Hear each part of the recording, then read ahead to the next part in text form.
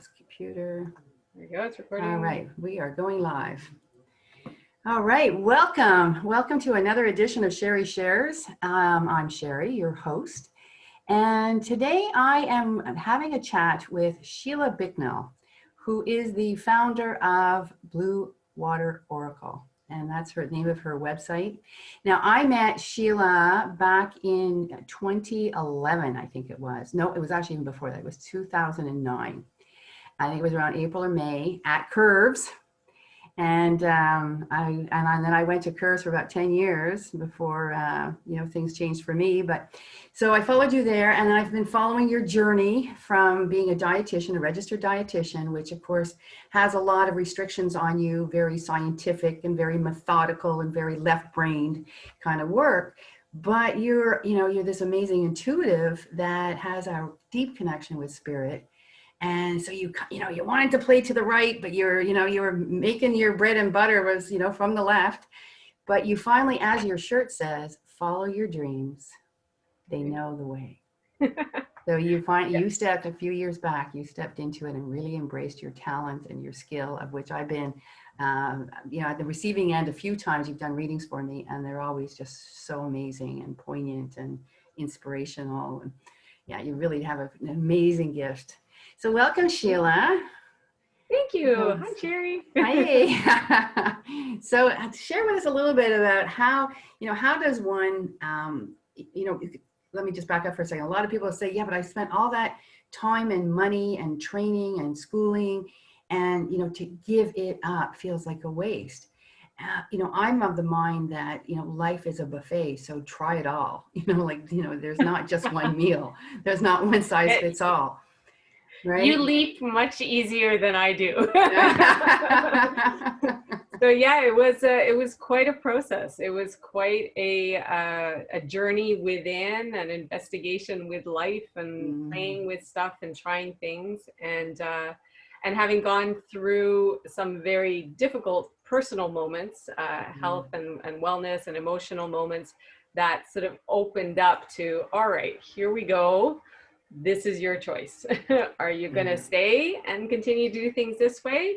Or are you going to go into something you've already known is playing, you've already known it's chatting to you, it's talking to you, you're learning and exploring. So what are you going to do? And it took a few years of doing both, juggling. Right. And then finally I said, okay, it's time to go full on intuition, oracle, all the time. Yeah. So I heard you say it was speaking to me. What did that, because I've had some friends and clients who have said to me, well, nothing speaks to me. Like, well, what are you talking about? What does that mean? So for you, what did that mean that something spoke to you? So in the most subtle way, or not so subtle, depending on the day, when I would be doing nutrition, I was private practice. So I was seeing clients. So I'd be prepping, learning, continuing education, working with clients, going to medical clinics. But my heart was always, there's something else.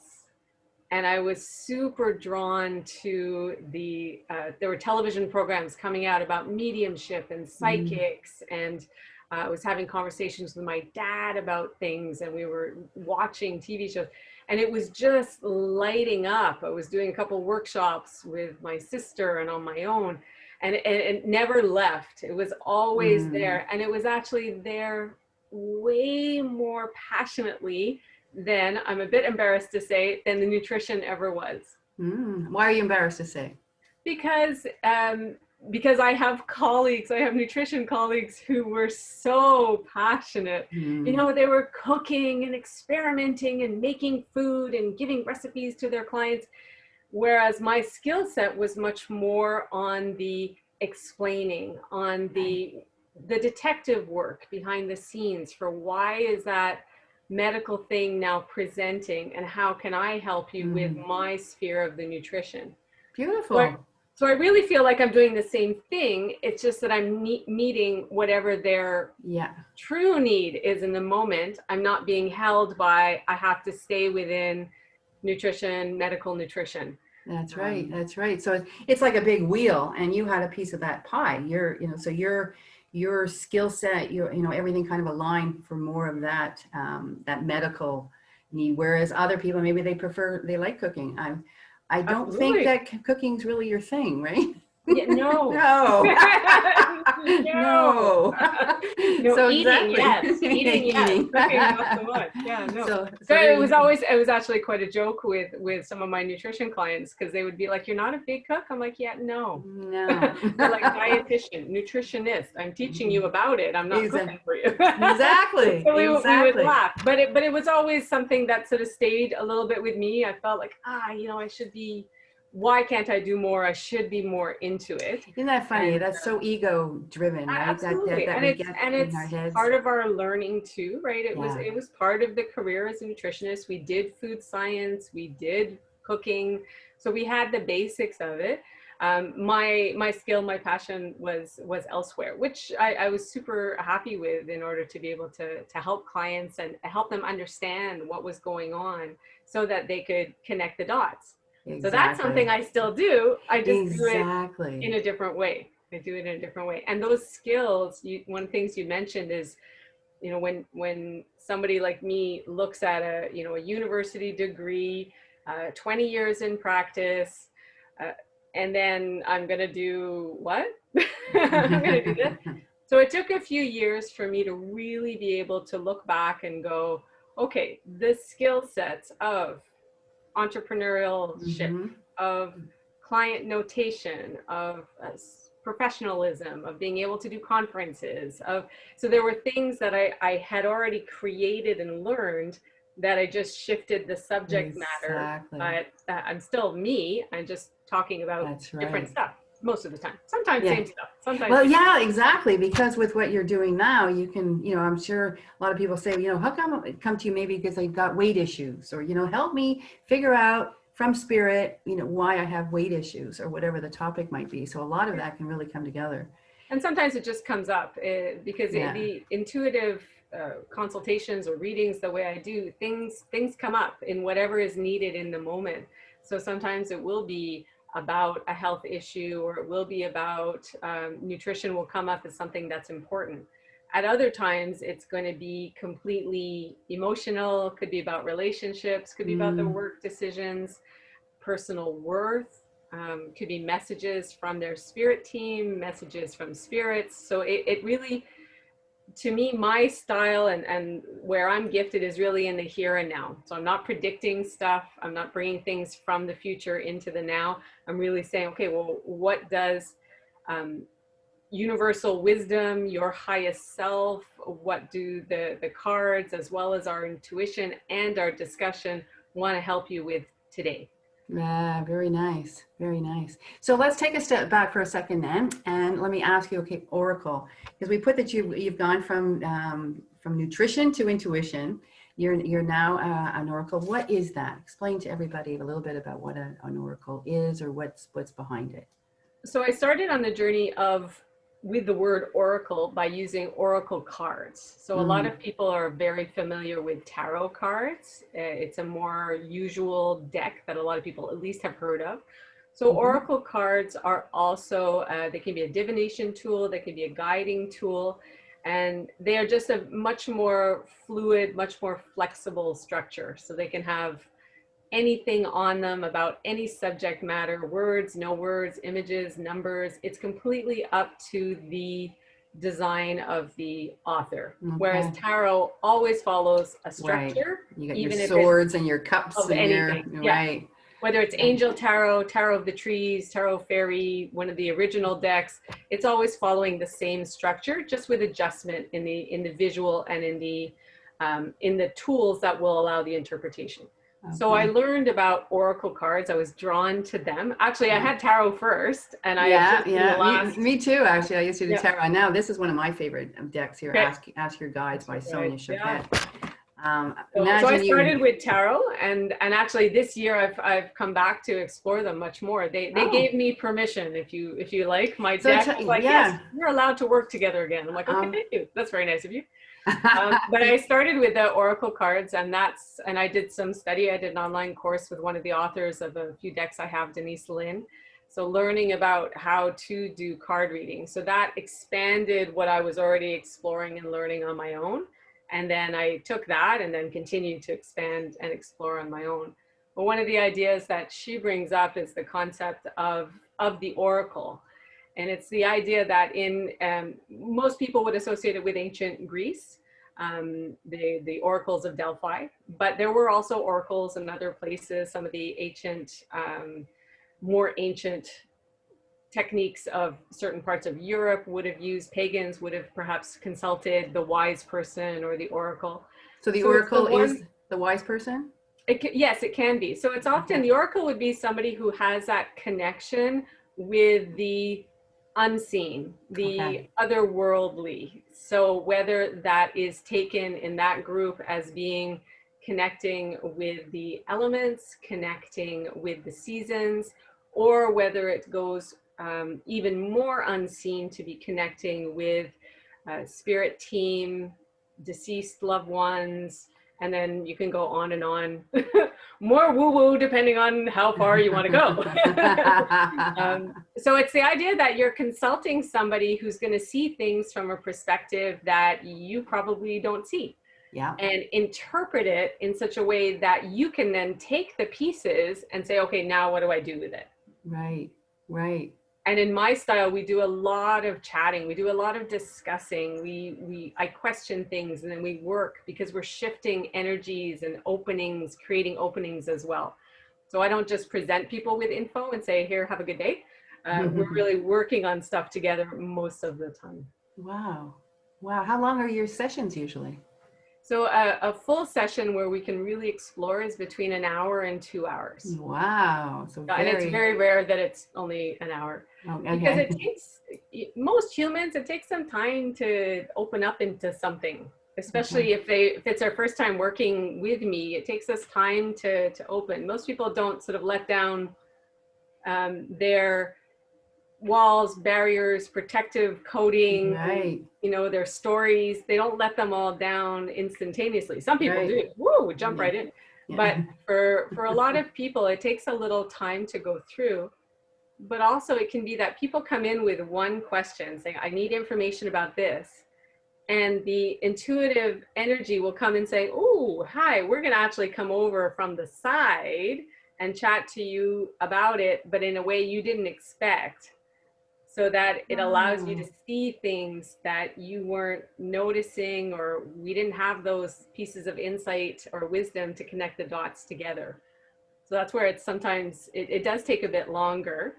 Right. Although mini sessions are good too. They're very different. So when I do my own live session on my Facebook page, and I'll be doing little mini sessions. So just giving people insight in the moment that will hopefully be of value and help to them. Wow, that's really, really interesting. And like I said, I have been on the receiving end of this and with different questions. And sometimes I've just asked for a reading. Sheila and I, we shared an office together at the Little Yellow House in Beaurepaire, which is here on the west end of Montreal. The Little Yellow House that we talked about last week with Manon, because she's also, she's the flower essence therapist there as well. So when we used to share an office, Sheila, sometimes I'd be graced with a quick reading or two. So basically then to wrap that piece up, you're tapping into the person's spirit guides, whatever is around. Like you said, it could be spirit family, it could be loved ones that have crossed over. But you're really tuning in to that energy of the person, and this is why it can take a little while for them. Once they've got to let that guard down or that wall down, so that you have access to that kind of energy. Yeah. So right? I say that on the most basic level, I'm chatting with their highest self, their highest knowing. Okay. So what does that mean? Someone's highest self. We hear that a lot. Yeah. If we have the idea that we come into this life with a soul. So we're a spirit being that's living a human life. So we've lived lives before, we've experienced stuff before, and we come in. There's a part of us that knows why we're going through some of the stuff we're going through, knows why we're going to make a decision or not, or why we're playing in something that we're exploring. But we as the human don't always know. Right. Right. So we're the ones who can get frustrated, get irritated, get worried, try to choose the best route, but not always sure are we doing it. And the highest self will be like, oh yeah, okay, this is the flow, and go over here. We're going to open a door over here. And this is why you're connecting with that person in this way. So I don't believe that it gives us necessarily all of the answers, because we always have free choice, but it can help out in a way that most people don't realize that it's available. So we all have our own intuition. To me, I consider it now as just our sixth sense. It's another sense that we're just not taught about. Yeah. So many people don't explore it to use it. Yeah. They might know about it in terms of like gut instinct, or mother's intuition is one that many people will accept. They know that mom will know stuff about you. Mom always knows. Whether you want them to know or not, they know.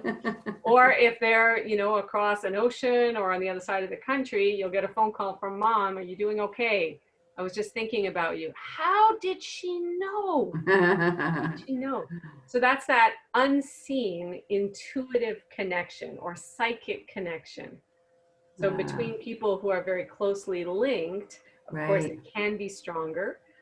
And then there are people who have it stronger, whether they like it or not. They've either developed it throughout life, or they've come into this life with a stronger intuitive or psychic connection. Yeah. But everybody has it. It's part of it. Yeah, I agree. And I think it's definitely a sense that can be worked on, and it's like a muscle. You can work it. Yeah. Absolutely. And I've known some great intuitives. One of my friends, the minute I'm thinking about her, Susan, she'll call me and she'll say, you rang. Exactly. Because I always will say, I was just thinking about you. It's amazing how that happens to many of us, right? And it's one of the things that people often are resistant about doing a distance reading or doing online. Of course, we're doing more of now. We're doing telephone. And I tell them that they're unseen wires, they're unseen communication methods. So I don't need to be with the person. I don't even need to be present with them. I can do a distance reading audio. I do audio readings. I do text readings. So it's once the desire for that connection has been established, the person has said, yes, I would like the info, then I can tap in and see what wants to come up. And see, it's just like that in the energy world. As a Reiki practitioner, the Reiki is energy. It's the same idea that it goes anywhere, because there is no space and time. That's just a construct of our human minds. So it's everywhere in the now.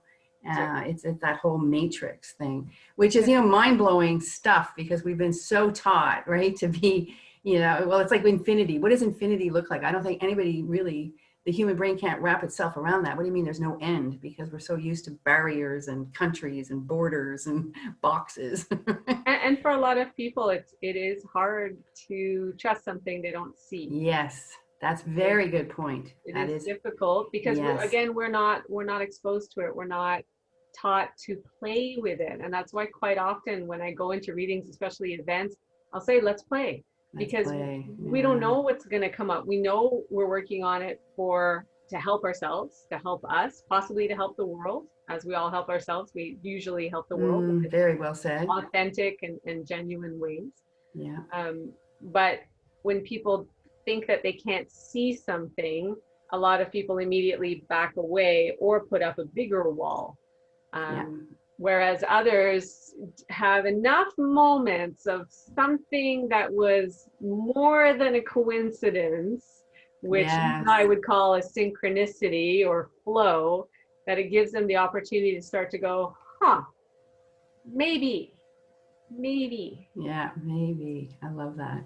And that's where it's highest self that I'm working with, but it's also the broader spectrum of whatever you want to call it, infinite wisdom, the divine, the great spirit, the great mystery, God. To me, they're all human versions of the same thing. Right. And then we get spirit team that comes in, because as humans, maybe we need to think of something that's a little bit more like us than the whole picture. Yes. So we get guides and angels and spirit animals, and then we get passed over loved ones who can also Right. come through. And Well said. I'm the one who's the most fascinated when I do things and I sense things and I know something about somebody that how do I know that? I Yeah. learn and I practice and I trust and Yeah. Key word right there is yeah, trust. You know, absolutely. that is so often at the center of everything that we do. Like even for you to make the leap of faith, you know, to go from, like you say, the 20 years, you know, as a registered dietitian and all that schooling, et cetera, to make the leap from that and to trust that this is where you're meant to play. This is where you're meant to be.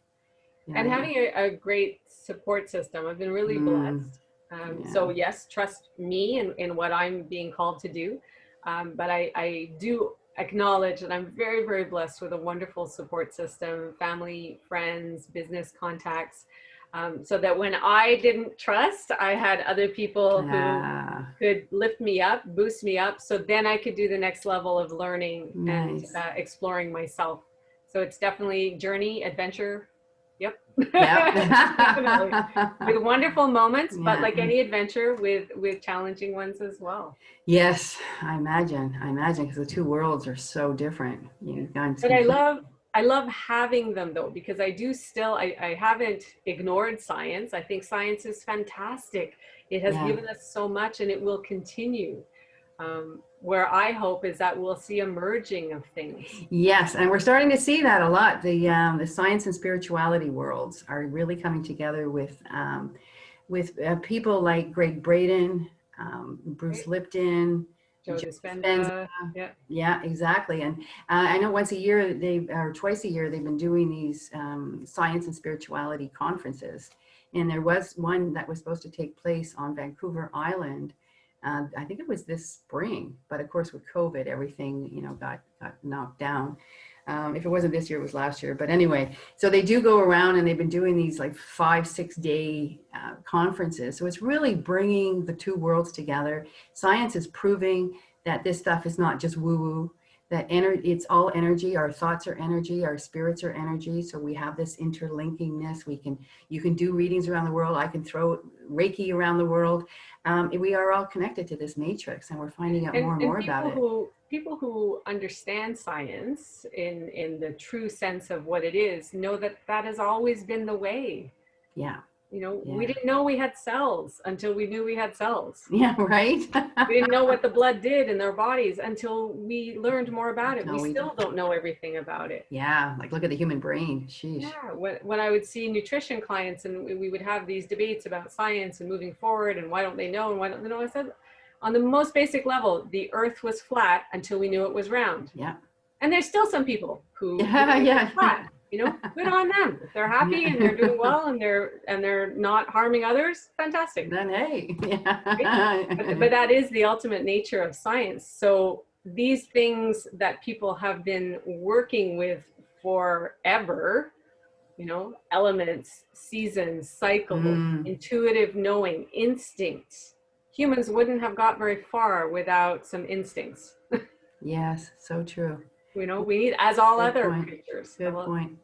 So we just bring them in a different way so that somebody in the moment who's struggling with feeling heavy or they're zipping over the same questions a million times, I help them to take a step back, take a step in, listen, get some other insights, shift some energy, and then they have action steps to move forward that feel lighter and clearer and more connected too, which in this day and age is very, very valuable for people. Very valuable. Well, that's a really good way to wrap this up. This went way too fast. There's so much. Yeah, this was great. Thank you for sharing all your wisdom and your light in the world. So everybody who's watching, whether you're watching it live or you watch it later, look Sheila up and get a reading from her. You will not be sorry. So thank you, Sheila. Have an amazing day. And to everybody, be kind to Mother Earth. We do not have a planet B. Take care. Well, You too.